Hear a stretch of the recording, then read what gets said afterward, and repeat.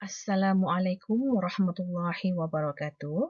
Saya Siti Mirzawati binti Haji Muhammad Syom, merupakan pelajar ijazah sarjana pendidikan awal kanak-kanak semester 2 iaitu semester September 2020. Nombor matrikulasi CGSO 2128634, nombor kad pengenalan 820412125218 dan pusat pembelajaran terletak di Keningau, Sabah. Pada hari ini, saya akan membentangkan tajuk tugasan di bawah kod subjek HMEC 5413V2 iaitu Home, School and Community Partnership in Early Childhood Education and Care. Pengenalan. Bulat air kerana pembentung, bulat manusia kerana muafakat. Peribahasa ini jelas menggambarkan bahawa permuafakatan dan kerjasama padu di antara pihak sekolah, ibu bapa dan komuniti itu sangat penting dan akan membawa kepada kecemerlangan di dalam setiap program yang akan dilaksanakan. Seterusnya kita pergi kepada definisi 5 kata kunci di dalam tugasan ini. Yang pertama, kanak-kanak. Kamus Dewan edisi kedua mentakrifkan kanak-kanak sebagai anak yang masih kecil iaitu belum berumur 7 tahun. Kata kunci kedua, sekolah.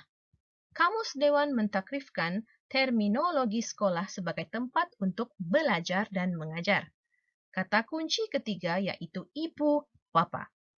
Kamus Dewan edisi 4 mentakrifkan ibu bapa sebagai orang tua, yakni emak dan ayah. Kata kunci yang keempat, community. Menurut Paul Speaker, 1995 mendefinisikan community sebagai sekumpulan komuniti yang dikaitkan dengan ciri atau budaya yang sama, sekumpulan komuniti yang dihubungkan melalui hubungan sosial, komuniti yang tinggal di kawasan geografi terhad, dan komuniti yang mempunyai saksama minat dan kepentingan. Seterusnya, kata kunci yang kelima ialah kerjasama. Kamus Pelajar edisi kedua mentakrifkan kerjasama sebagai kerja yang dibuat bersama-sama dan dengan tolong-menolong. Berikut adalah 2 objektif utama di dalam tugasan ini. Yang pertama, meningkatkan perkembangan pembelajaran kanak-kanak daripada aspek jasmani, emosi, rohani, intelek dan sosial dengan adanya penglibatan aktif daripada ibu bapa dan komuniti. Yang kedua, memberikan faedah yang berkesan dan berterusan kepada kanak-kanak, sekolah, ibu bapa dan komuniti melalui pelaksanaan program ataupun aktiviti.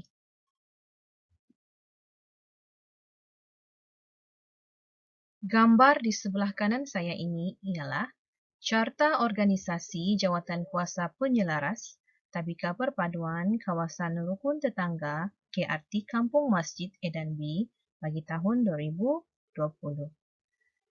Semua senarai nama yang disertakan di sini telah dilantik di dalam mesyuarat penubuhan Jawatankuasa Tabika Perpaduan KRT Kampung Masjid Edan B bagi tahun 2020 yang telah dilaksanakan pada bulan Januari yang lalu. Di sebelah kanan pula adalah senarai semak aktiviti tahunan Tabika Perpaduan Kawasan Rukun Tetangga ataupun KRT Kampung Masjid Keningau, Sabah bagi tahun 2020. Warna biru adalah mewakili aktiviti komunikasi yang telah dilaksanakan pada bulan Januari, April, Jun, Julai, September dan dirancang pada bulan Disember. Warna merun mewakili aktiviti keibubapaan yang telah diadakan sebanyak 2 kali pada bulan Februari. Warna hijau mewakili aktiviti penglibatan ibu bapa di sekolah yang telah dilaksanakan pada bulan Februari, Mac, Ogos dan juga September. Warna ungu yaitu aktiviti pembelajaran di rumah yang telah dilaksanakan pada Mac, April, Mei, Jun, September, Oktober dan sedang berlangsung pada bulan ini, yaitu November, dan juga akan berlangsung pada bulan Disember. Manakala warna orange atau jingga adalah aktiviti yang mewakili kerjasama dengan komuniti yang telah dilaksanakan pada bulan Februari dan juga April. Berikut merupakan senarai aktiviti yang telah berjaya dilaksanakan dan juga beberapa aktiviti yang belum dapat dilaksanakan tetapi telah dirancang dan dimasukkan ke dalam takwim aktiviti tahunan pada tahun 2020 ini. Kita pecahkan kepada 5 bahagian, iaitu yang pertama aktiviti komunikasi. Aktiviti pertama adalah mesyuarat bersama ibu bapa. Aktiviti kedua, aktiviti hari permuafakatan ibu bapa bersama guru. Dan yang ketiga, komunikasi melalui aplikasi WhatsApp. Aktiviti kedua ialah aktiviti keibubapaan. Yang pertama, taklimat waris. Aktiviti kedua adalah bengkel ibu bapa belajar kaedah membaca Express I, iaitu dalam bahasa Melayu dan juga bahasa Inggeris. Seterusnya, aktiviti yang ketiga ialah pertandingan futsal persahabatan ibu bapa. Aktiviti yang ketiga adalah penglibatan ibu bapa di sekolah. Aktiviti pertama yang diadakan adalah projek perdana keceriaan Tabika. Aktiviti kedua, sehari ibu bapa menjadi guru. Dan aktiviti ketiga ialah aktiviti pemasangan bendera Malaysia dan bendera negeri Sabah sempena sambutan bulan kemerdekaan. Aktiviti yang keempat adalah pembelajaran di rumah. Ada 3 aktiviti yang dipecahkan, iaitu pertama, pembelajaran di rumah berasaskan tunjang. Kedua, pembelajaran berasaskan kemahiran membaca menggunakan kaedah Express I yang telah disebutkan sebelum ini. Dan pembelajaran di rumah berdasarkan ataupun berasaskan projek. Seterusnya, aktiviti kerjasama dengan komuniti. Yang pertama, kerjasama dengan perpustakaan wilayah Keningau, iaitu program Jom Baca Bersama 10 minit. Kerjasama kedua iaitu dengan klinik kesihatan dan klinik pergigian, iaitu pemeriksaan kesihatan dan pemeriksaan pergigian kanak-kanak. Dan yang terakhir adalah kerjasama dengan Jabatan Bomba dan Penyelamat Daerah Keningau, iaitu lawatan sambil belajar.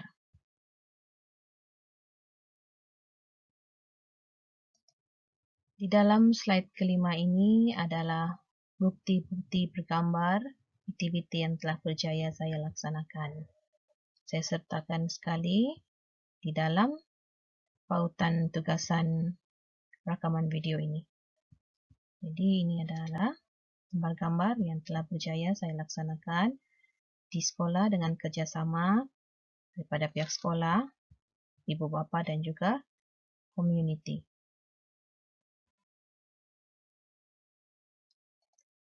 Berikut merupakan tindakan menuju ke arah kerjasama yang lebih erat di antara sekolah, ibu bapa dan komuniti.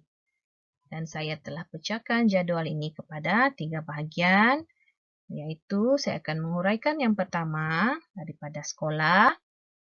Ada beberapa tindakan yang perlu dilaksanakan bagi tujuan tersebut. Yang pertama, mengadakan mesyuarat, iaitu menjalankan postmortem dan penambahbaikan program setelah selesai sesuatu program dijalankan. Yang kedua, mengedarkan borang kepuasan pelanggan kepada ibu bapa.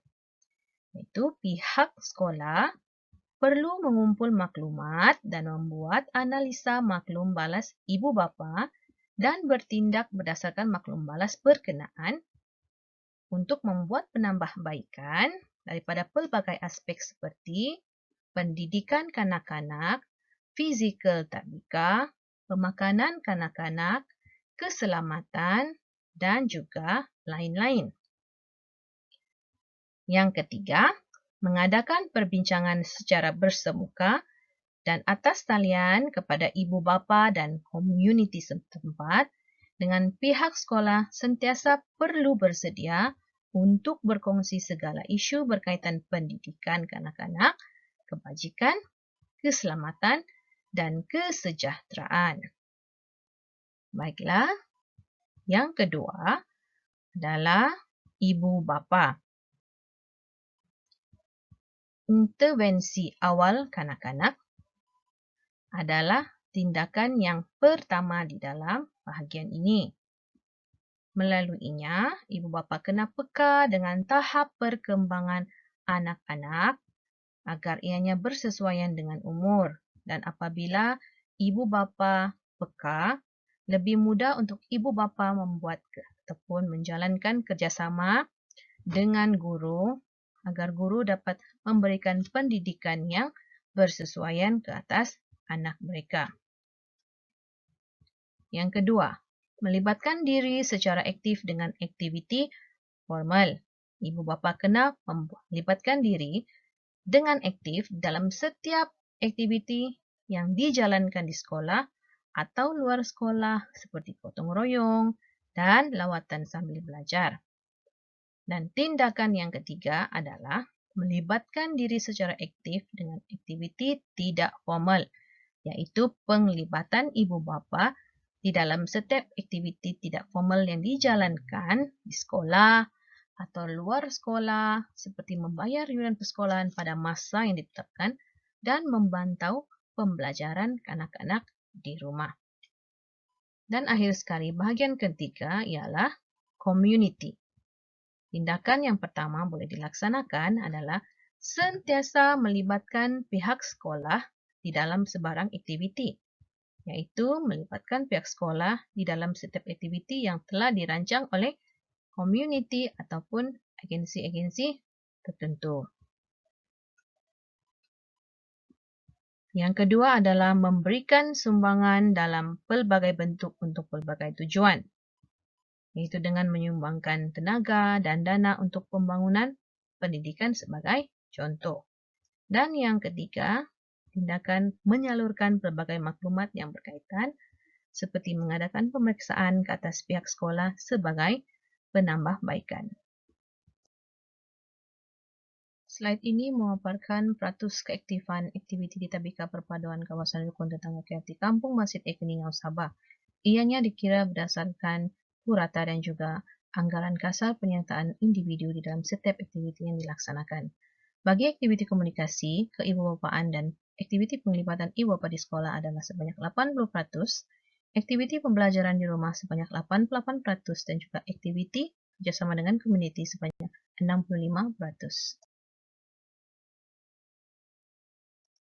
Penutup, ibarat telur sesangkak, pecah sebiji pecah semua. Peribahasa ini dapat memberikan gambaran mengenai kepentingan bersatu hati di dalam membuat sesuatu pekerjaan yang melibatkan kesemua kata kunci di dalam bahagian pengenalan. Pihak-pihak berkenaan perlu bekerjasama menyediakan medium pembelajaran yang terbaik untuk pembelajaran dan persekitaran pembelajaran kanak-kanak yang kondusif kerana kanak-kanak merupakan bakal pemimpin generasi akan datang. Usaha di dalam melaksanakan kerjasama sekolah, ibu bapa dan komuniti yang komprehensif amat signifikan bagi mencapai objektif dan matlamat. Ianya bagi menjamin kejayaan pendidikan negara, di mana akan memberikan manfaat terutamanya kepada kanak-kanak. Sekian, terima kasih.